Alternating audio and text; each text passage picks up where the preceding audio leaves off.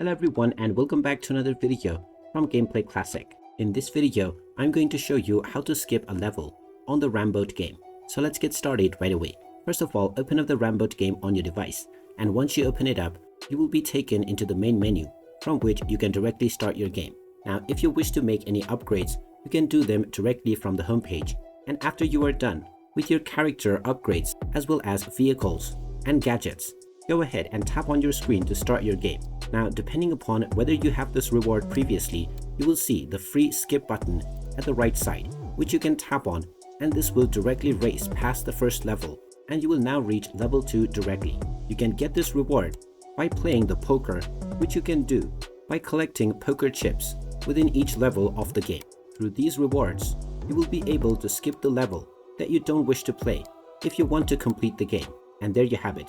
That is how easy it is to skip a level on the Ramboat game. If you find this video helpful, make sure you hit that like button and subscribe to our channel if you haven't done so already.